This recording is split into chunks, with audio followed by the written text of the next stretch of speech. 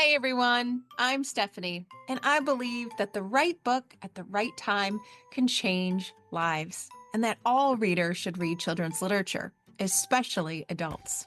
So, that's what we do here on the KidLit Love podcast. We celebrate all things children's literature: picture books, early readers, middle grade, and young adult novels for readers of all ages. In each episode, we'll talk with children's literature authors and discuss their books, their hopes, their dreams for readers, their writing process, and much, much more. Whether you're an adult reading to their inner child or connecting the young readers in your life with fantastic books, you've come to the right place. So grab a notebook to build your TBR, and let's get to today's episode of KidLit Love.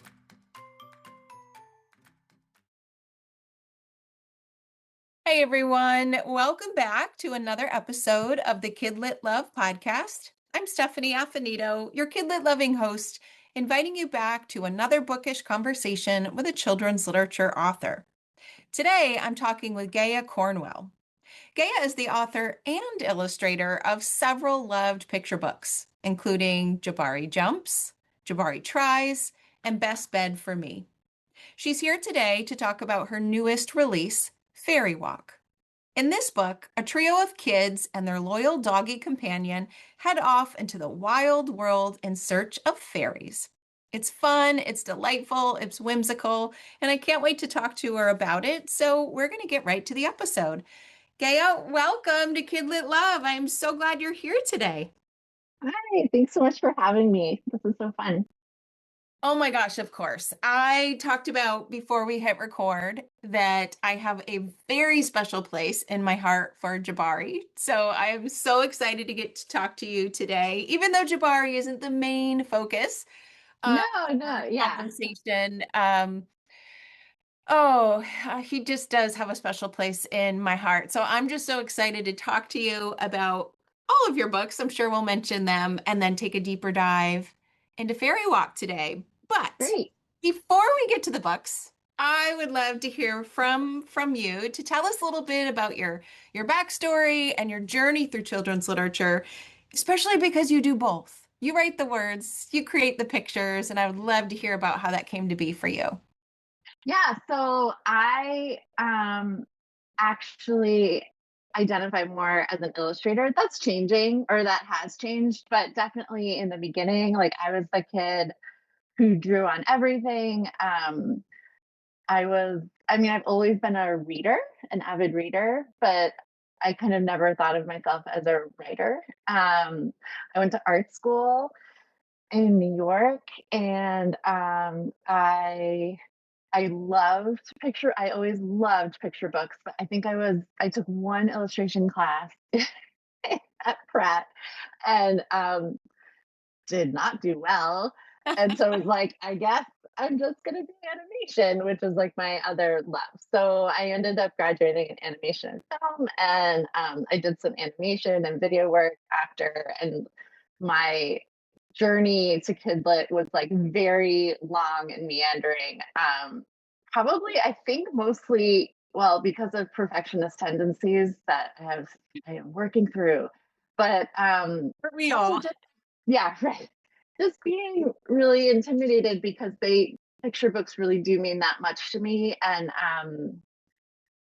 yeah, I wanted to do right by the genre, and uh, it just always felt, yeah, so hard to do. And it is so hard to do. So I don't regret that it took so long, but I mean, it took like 10 years of submitting, which is insane. Like when I tell people that, that's not really a realistic timeline for anyone. So I don't want anyone to be afraid to be scared by that. But yeah, it took about 10 years of um, like from the very, very first version of Jabari when that like wasn't even his name. And it was totally different. Like I went through a million different revisions. Like there were animals in one version, and yeah, but I did lots of SCBWI workshops and other writing workshops, and just kept submitting. Um, mostly illustration work to art directors. And then once I had a dummy that I really liked in Jabari, I started sending that one out. Um, yeah, now I forget if we're supposed to be talking about that, but We can talk about anything. okay. That's the beauty. This is my podcast. We get to talk Okay. about anything. Yeah. Yeah, stop me if I'm going on too long. So the way, yeah, Jabari came about was I tried to get an agent forever and I couldn't. And I went to this workshop with it was the New York SCBWI, but like the upstate one. And it was a weekend writers retreat. And Kate Fletcher is a editor at Candlewick. And if anyone else has done these writers retreats, they know that a lot of times you get to submit to the editor or the agent who's there, and they'll say like, you have a month or 2 months to submit. And I am a super rule follower, but for whatever reason, 2 years later, I was like, okay, I can't do anything more on this dummy. And Candlewick was like my dream publisher. I was like, guess I think I had my crit group encouraged, they were like, just send it to her. So I sent it to Kate and I heard back pretty quickly. And she was like, this isn't for me, but I'm going to pass it on if you don't mind. And of course, I was like, oh my gosh, please. To my coworker, Katie Cunningham, who actually sits right behind me. And then a few months later, I heard from Katie, and yeah, that was in 2020, end of 2023. I think in 24, we signed the contract. And then it came out. Wait, no. I'm getting this wrong. I'm thinking of the second book. Um, yeah, whoa. It came out in 2017. I'm way off. Yeah, it was supposed to come out in 2016, and at the very, I don't know, it pushed for whatever reason. Yeah, so that's how that happened. I actually didn't have an agent for Jabari Jumps. Wow. This was a very long and meandering road.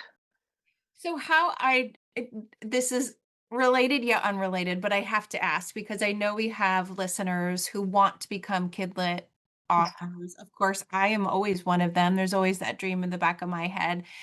How how did you keep yourself going 10 years going through that process? Do you have any tips or encouragement for people listening who are trying to do the same thing and are thinking maybe it's not for me? But they want to keep going. What kept you up? What kept you going over that 10-year span to finally have Jabari come to life and of course be just this beautiful book that everybody loves? Yeah, I think it's a few things. One is just educating myself about the industry. Um, Publishing is a ridiculously slow moving industry. Like every part of the process is slow. A book coming out in 2 years, like to make a picture book in 2 years is actually like quite fast. So I think you just have to have that mindset, be aware, um, and also know that editors and art directors are just so overworked at this point.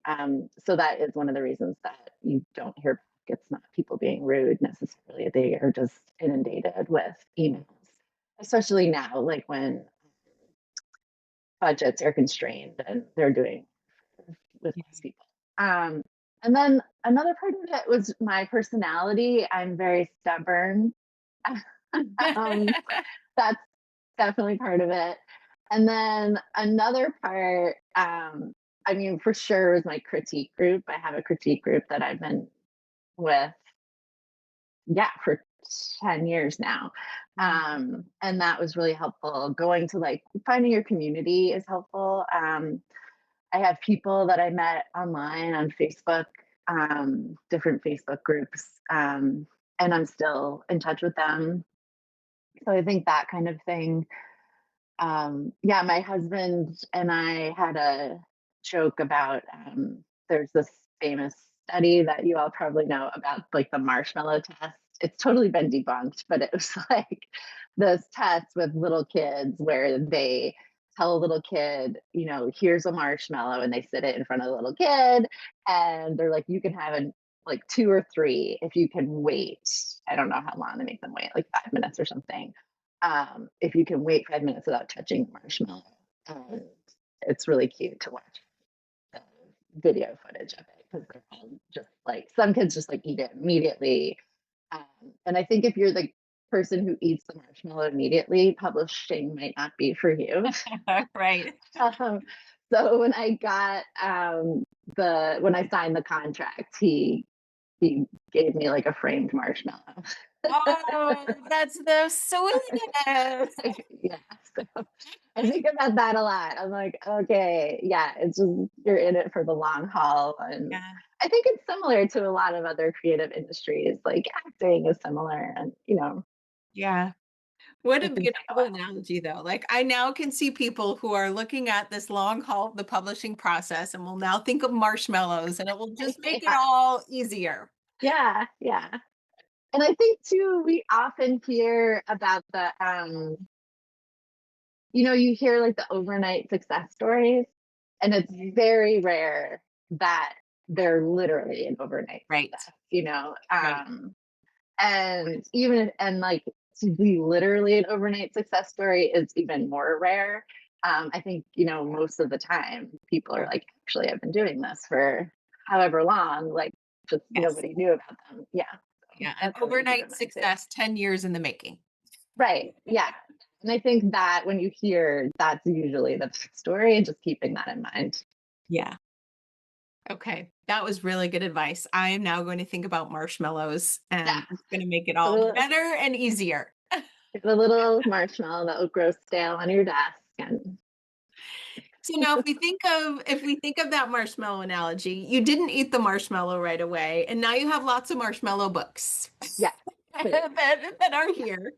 We have Jabari Jumps, we have Jabari Tries, Best Bed for Me, both author and illustrator of those, another book, that you are the illustrator of, and then the one we're here to talk about today, which is Fairy Walk, which is this I mentioned in the opening. It's whimsical, it's delightful, it's fun, it's a feel good. I get the feels like and I'll talk about it later when I ask you some questions about it, but it's just like one of those books that when you open it and you start to look through, you can just breathe and decompress a little bit and literally go on the fairy walk with the kids, with the four-legged friend.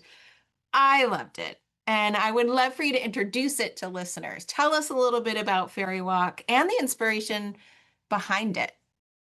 Oh my gosh. First, I love that description. I'm so happy it hit that way for you. I was really hoping that it would. Yeah, so Fairy Walk came about during COVID lockdown. We ended up living with some cousins up in Vermont, and all the grown ups, people my age, we were all working, and we had really little young kids at that point. And so one of the things we did to stay sane was we would go on walks in the woods. And at some point, we, my daughter and I especially, would pretend that we were like looking for fairies. And so when I came up with the idea for this, like none of the kids are specifically them, but yeah, like there's one of the kids looks like my cousin, and one of the kids looks like an older version of my daughter who actually looks like her now.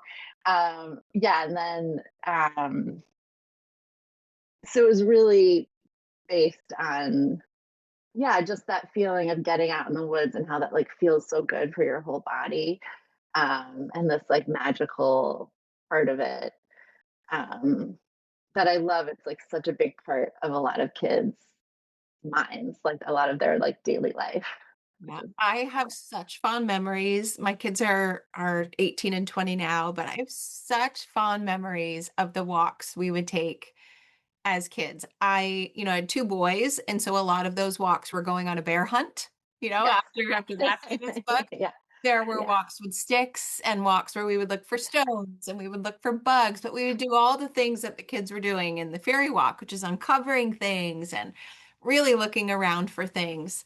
Unfortunately, my daughter just got roped into the bear and stick hunts, but the fairy walk is it's fairies in the book, but it does just embrace that idea of being outside and being on somewhat of an adventure. And there is just something soothing about that. Oh, yeah. And yeah, Yeah, it's interesting because my daughter, I'm like, why was it more? Because she wasn't like really in a fairy phase or anything. And one of the things that my editor Katie and I really were purposeful about was that we didn't want the grown-ups to be in it. Like yeah, we wanted it to be child led. And yeah, that was another element that we were very particular about. And yes. we did get some pushback for like safety reasons. We we prevailed. Oh, I loved that. I love because the one of the opening scenes is, the parents wishing them some luck on Yeah, their walk. And yeah, you get the idea that they are not going into the big, bad, wild woods hours yeah, away, yeah, with backpacks to sleep for nights. They're exploring in the safety of their backyard, so yeah, yeah, yeah, yeah, it does add to that exploratory kind of nature, like, oh, the kids are in charge, they're looking for the things they want to look for. And while they may not find fairies, so to speak, in the book, they do find other things. So I'd love for yeah. you to talk about that structure a little bit, which I loved. Yeah. I know sometimes I feel a little bad. Like, or before the book came out, I was like, oh man, are people, meaning my readers, going to be mad that there isn't like enough fairy interaction? Because I was like, oh, is this misleading? But so far, it's been okay. Like, Yeah. I think readers have been really excited to try to find them themselves and feel like they're right there. Like, so that's been good. Yeah, so everything that the kids do are just like things that we did. Like finding the salamanders and pushing over rocks and getting the kids actually in this book don't get as muddy. Like my kids or our kids were walking around like barefoot and sometimes with no clothes on. Like it was like these kids running wild. But yeah, all the things I really wanted to put all that in there. Like it was just so joyous and it was such like a hard time. And I think like for my kids, a lot of that time was pretty magical, which is such a gift. Like they're so lucky. We were so lucky to have that space. And another thing I wanted to say was there's something cool about I wanted to play with how the grown-ups know that they're exploring their backyard, but for a kid it feels like it's a river and we're in the wild woods and we are going to camp here forever. Yeah. Like I just remember doing that as a kid, and yeah, it was like we're going to build a house. Yeah, um so I wanted to play with that too. Yeah, it's that imagination. It's like Yeah. that mixture of Hmm. imagination and whimsy and curiosity and finding things that you weren't looking for, but that are really cool, like the Yeah, puffy mushroom. And yeah, I yeah, love the one part where they can literally feel and hear like the animals under the ground and the stuff just happening in nature that you feel, on a I could get wooey and say on an energetic level, but there's just something about being outside around all of that does make you feel good. And the kids yeah, just embrace it. They yeah, just are there for it. yeah, yeah. And I think what is this? Oh, forest bathing. Like that's a Yes. thing. Like people, Yes.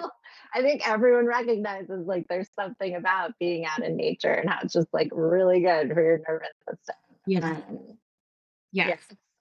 I'm I'm glad that I'm glad that's you said that. like I'm glad you said the really good for your nervous system because as I said, like when you open the book or when I open the book, like I could feel my nervous system just decompressing, right? It's a beautiful book. You wrote the words, these beautiful lyrical words, just enough, to be there and to guide the reader. but not too many to where the reader literally feels like they're in it, on their own with those beautiful pictures. How? Here's what I want to know. How did you create this imagination on the page where readers really do feel like they're right there on that fairy walk, feeling that magic? I would love to know how you actually do it. Do the words come first and then the pictures come? Do you imagine the words and think of those walking experiences and go back and forth? How do you do both? Because they're two very different skill sets, and you have both of them on the page. So that's so interesting. A lot of people ask me like what comes first. Mhm. Um, First, I'm so glad. Thank you. Thank you. That's like such high praise that you're you feel calm and it feels like you can really like get into the story. That's such a beautiful thing. And that's what I always hope for. So that's so wonderful to hear. Um, but yeah, as far as one coming first, I think they're so interconnected for me that like it's really hard for me to pull it apart. Yeah, so in this case, I do have a really little sketch. I should have picked it up, but it's this tiny sketch on like lined notebook paper, and it's those three characters, and they're like got the umbrella and the raincoats on and the boots. So I did have that first for this book, um, and then I'll also kind of get phrases sometimes that I like, and I'll try to fit those in. They don't always stay in, but yeah, usually there's a phrase that kind of like captures what I want. Or really, it goes back and forth. And at some point, I do start working more on the words on the manuscript. And then because I'm also doing the illustrations, I break up the words into pages. Um, and then I'll do little thumbnail illustrations just to make sure. Because occasionally you have to add words or get rid of words just based on the page, um, or how the layout is working or the page turns. But yeah, it really goes back and forth for quite a while. Before I show anybody, or I guess my critique group will see it before I show my agent, Emily, or an editor. So tell me about the color palette. So, yeah, I, listeners can't see it, and maybe they've seen it already, but they can't see it as we're talking about it now. But there's something about the colors that just spoke right to me, and I felt like there was that aspect of the colors that like lifted me up, that whimsical, that effervescent, that this is fun. We are going on a fairy walk, but that also I'm outside, I'm in nature, I'm grounded, I'm calm. Like there's something about the colors and the way that you just swirled them together on the page that I truly felt. And so I would love to know the choices you made behind that, and how you just decide that in general. that is so nice to hear. So you're gonna laugh. Color palettes are such a challenge for me. And usually, so when you submit a book, like pitch a book to a publisher, if you're the illustrator, you have to have a couple finished pieces. And I always am like, I'm gonna do something really bright and like minimal.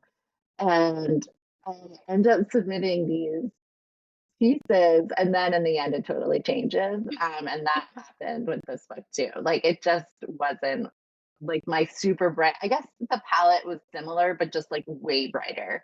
um yeah, I don't know, I actually feel like I come up with the palettes in this kind of horrible way where I'm just like, no, that doesn't work, that doesn't work, that doesn't work, and like just keep trying stuff Yep. until it feels okay. I know a lot of people are like more organized about it, or yeah, some people just have this incredible color sense, and I feel like for me it's just kind of this like muddy, like me having an idea in my head and nothing working for a long time and just trying to try different variations and combinations. I'm glad it worked. It worked. And I've said in the podcast before, and I never remember who says this originally, but it's somewhere along the lines that hard writing makes for easy reading. And I feel like the same could be said of illustration, right? All of those things that you had to work out just make it seem so effortless to the reader. Good. In fact, Yeah. it's I mean, not. that's the goal, I guess. Yeah. Right. Yeah. I think another thing a lot of people don't know is how much attention to detail there is I mean, if you're in the children's book world, I'm sure you assume this. Um, but the people who are like, "Oh, when are you going to write a real book?" And I'm like, "You don't understand. Like, it is so hard to like have the constraints and that you have, and yeah, like making this a picture book is just like this magical thing that Yes. is or like precious thing that it is just poured over, not only by me, but there's a whole team that's like, oh, I don't know if the house is in the right place because the river's here, and like they are making sure that like the physical map, like for this pretend place makes sense. And then right down to the words, like we're changing little words, putting them different places. And so, yeah, there is a lot of work involved. But yeah, of course, the hope is always that it just looks easy and effortless. And I mean, that's when it's working, right? Yes. Yes. Oh, and it does. Like you definitely feel it. Now when you think of all of that work, from the words to the pictures to the colors to the placement, all of the things, and now Fairy Walk is out in the world. What is your hope for the book or your hope for readers who get the book into their hands? So for this book especially, I mean, one of the most special things for me growing up as a reader was like rereading the book and noticing little things on like the second, third, fourth read, which can be brutal for the grown up who's reading it with them.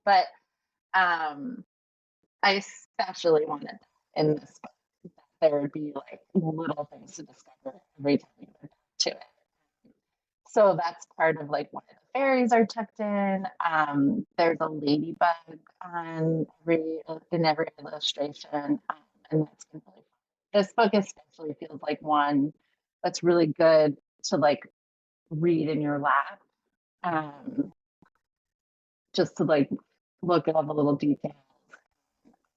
I was I really tried to be very careful about. So this book takes place in the springtime in New England. So I was careful that like the right mushrooms were out, and there were definitely like bugs and butterflies I wanted to have in, and I was like, nope, like they won't go together. I might have budgeted on a couple, but I really tried to not include things that wouldn't be there in the spring. So I hope that for teachers, it can be kind of like almost like a science um, too. Like you can use it in different ways. Like here are all the like salamanders and the different flowers. Like it's all real stuff. And I have some things like that on my website, or I should, um, of like little things that you can find in the book. Like, can you find this kind of bird, the nest, yeah, these certain. Well, I did not notice the ladybug. So now I have to Yeah, go back and I reread know. and find Yeah. the ladybug. And you're right. That is the beauty of picture books. They're not just read once Mhm. or twice or three times or five. And it's like 45 sometimes, depending on the book. Yeah. And this is a book that you can read and enjoy. As you said, you can find something new every time, every page, especially if you're giving us some things that we could look through. But I also think that it's going to spark some fairy walks and spark some Oh yeah, I hope so. curiosity. Yeah. Yeah, Yeah. for Yeah, sure. and I hope it kind of gives people an idea of how to do that, of how to like look for that magic when you're out. I didn't want it to be like too like, here are the directions for doing that. But I Right. also feel like you could kind of use it that way as like a little map for of ideas. Like if you're a caregiver, looking for like, yeah, making a list of things to look for, or just letting kids explore and figure stuff out on their own. Yeah, I hope it does too.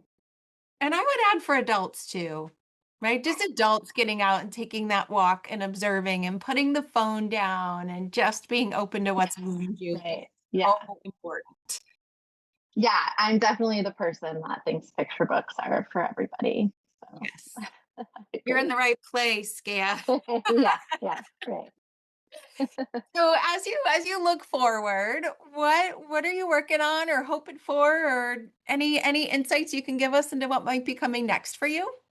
Yeah, so I'm working on a bunch of things that are secret, Yeah, which I I shouldn't know tell how that people feels this. too. Yeah, right. But I really do want to make have a series of these, like one for each season. So I am trying to make that happen. I think the winter one is gonna work out. So hopefully everybody cross your fingers that I get to do a winter one. Woo, I that's love that. exciting. Will also Yeah. be set in New England because I live in New York and I will very much Yeah. appreciate that. Yeah. So I really want it to be like the same setting, because that was another thing about living where we were during that time, was just to see how it changed, and then how and you're in the same place and it's totally different. So yeah, I really wanted to explore like the same backyard woodsy setting. Oh, that's exciting. Okay, fingers crossed, all the Yeah, listeners' thanks. fingers are crossed too. Where is the best place to find you online so that listeners can keep up with you and any news that might be able to come their way? Yeah, so all my information's on my website, which is just gaiacornwall.com. And then as far as social media goes, I am most active on Instagram, and it's Gaia Cornwall, one word. And then I also have a Facebook page. If you message me or email me and I don't get back to you right away, just feel free to bug me. Um, I know I keep telling people, I swear I'm looking for like an assistant or help, because I can't keep up with everything at this point. Which I guess is a good problem to have. But don't take it personally. Just bug me. It's fine. But Right. yeah, those are the places to find me. Oh, Oh, perfect. I also have a newsletter that I'm trying to be better about. Oh, great. But you can find all that on my website as well. It's a Substack. I love Substack. I I know. love I've gotten into it, and I feel like I'm using mine just more as like a newsletter to tell people, like your upcoming events and stuff like that. So it's not as free, like the beautiful, essays that a lot of people write, which I do really enjoy. Maybe someday it will be. I love that newsletter effect though as well. It's a space that reminds me of, the really good days of social media where Kidlit got I together. know. Substack Yeah. feel like it has that feel to it again. So Yeah. that's wonderful. I'll be sure to link to your website, Instagram, Facebook, the Substack. I'll put all of those in the show notes. And of course, links to your books in the show notes as well to make it easy for listeners to find you. Thank you so much. This was such a like literally like a dream come true because I've read Jabari Jump so many times to so Yay. many teachers. Now Fairy Walk gets to be one that everyone enjoys as well. This was wonderful, Gaia. Thank you so much for coming on to the podcast. Thank you so much for having me. This was so much fun. And yeah, thank you for it's so lovely to talk to someone who pays so close attention to books. I appreciate that. And I relate to it as well. So yeah, thank you for having me.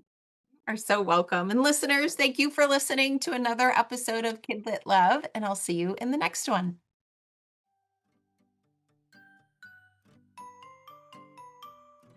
Thanks for listening to today's episode of the KidLit Love podcast. You'll find links to all of the books, resources, and ideas mentioned in the show notes and at alitlife.com.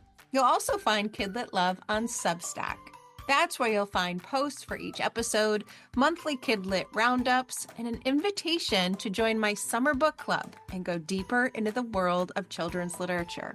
And if you loved this podcast and want more, you might like to listen to my other podcast called Get Literate. It's a podcast that explores all things books and reading, notebooks and writing to build a life you love. One more thing. If you love what you listened to today, please take a moment to rate and review the podcast, or take a screenshot of the episode and text it to a friend. This helps the podcast grow and builds our bookish community of KidLit Love. Thanks for listening.